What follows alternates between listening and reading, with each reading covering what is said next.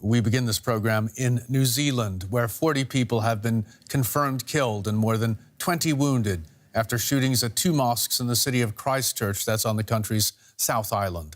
The first attack happened at the Al Noor Mosque, the second at the Linwood Mosque. Eyewitnesses describe people fleeing in terror during Friday prayers. 3 men and a woman have been apprehended. Police say they've defused a number of IEDs, improvised explosive devices, found after the attacks. Authorities have warned people to avoid mosques across the country and for those mosques to keep their doors closed. Prime Minister Jacinda Ardern said it was one of New Zealand's darkest days. This is what she had to say at a press conference just moments ago.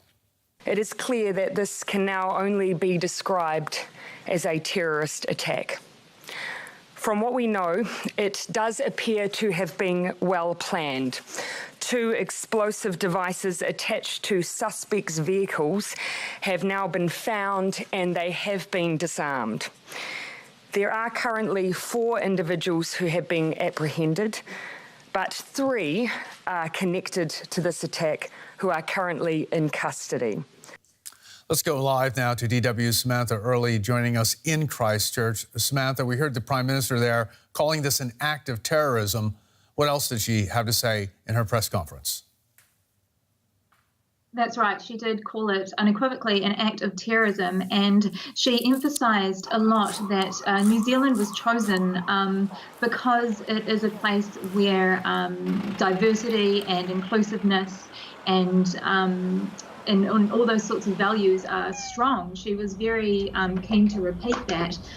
She said this is not an enclave for that kind of ideology. By that she means, ideology of white supremacy, of wanting to inflict injury on certain groups of people. She was very, very keen to express that. New Zealand was targeted not because this sort of ideology is supported here, but because it's not. Is the police operation still ongoing? Are suspects still at large? We already have 3 men in custody and a woman as well. What do we know about them and their possible motives? Well, the one we know about the most is it's been confirmed there is a 28-year-old Australian man as the, I suppose, main suspect, and the others are also have been apprehended, but we don't know too much more about them at this stage. And they also cannot rule out that there might be more people involved in this, and that's why the police are still urging caution. Okay, Christchurch was on lockdown. Is that lockdown been lifted? Or schools, for example, were told to shut their doors? That's right. Yeah, that lockdown has been gradually being lifted over the past couple of hours. School children have been able to be picked up from school, as well as the hospital lockdown has stopped in a lot of public buildings as well. People are slowly being able to make their way home, but authorities are encouraging people to just stay home and not travel if they don't need to. So the feeling in the city is still definitely very tense, and there's a lot of concern there. Okay, let's hear now from 2 eyewitnesses who were at one of the mosques during that shooting. And he have helmet, and he given the glasses, and he's a dress of the military, and he's a gun, machine gun of the M16 Plug 1, and it's a seat belt of the another gun, bullet, and he passed. I say, hey, what are you doing? And not talk me. He looking and not talk me. He starting shooting. And the people of the changing the shoes and the shooting, and me, I'm running. That's after that he go the inside and he go one by one. Everybody killing, and some people died. First we hide behind the cars and under the cars, and then when we see that firing is still on, we try to jump the fence, and then we hide the next house to the mosque on this side, and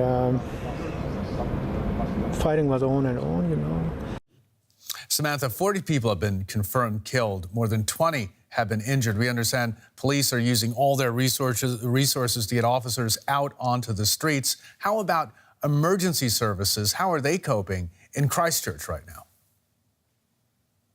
There's been a lot of praise from the Mayor of Christchurch and from the citizens of Christchurch as to how the emergency services have coped. You'll have to remember the police were also looking out for the climate march, which was happening in Cathedral Square in the city, quite nearby, while this all started unfolding. So yeah, a huge police response all over Christchurch, and yeah, the mayor especially commending officers for their bravery there.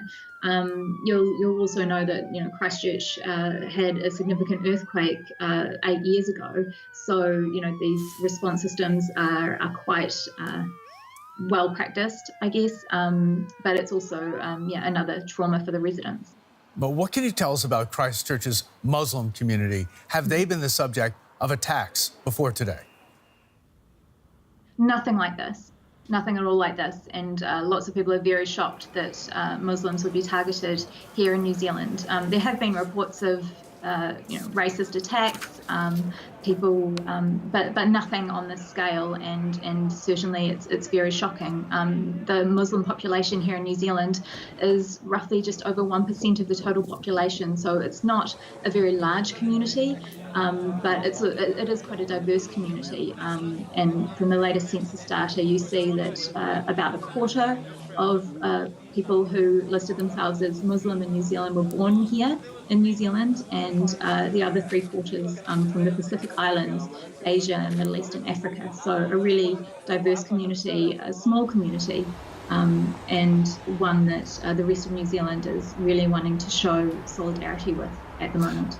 Okay, police are getting all their resources out onto the streets right now. How long will this ongoing police operation last? Is it centered in Christchurch, or is it also taking place in other urban centers across the country? It is, yeah, really a nationwide operation. So the Prime Minister has said our alert level for terrorism has been raised from low to high, and that is to enable absolutely all those resources to be used throughout the country as they're needed. So they've really stepped things up to the highest level I think that they can, and yeah, we'll definitely be seeing a strong police operation, I think, continue for quite some time. It's hard to tell. Yeah, we have had reports of potentially some situations developing in the past few moments in other cities too. So we will keep a close eye on that. Okay, other situations developing in other cities. Do we know anything else about that, or are details slowly coming in on that? Details are slowly coming in, but it appears that the train station at Britomart, which is in Auckland, the most populous city up in the North Island, has been evacuated, and the police are responding to a situation there. But it's unclear what that situation is at this stage, or if it has anything to do with what's happened in Christchurch.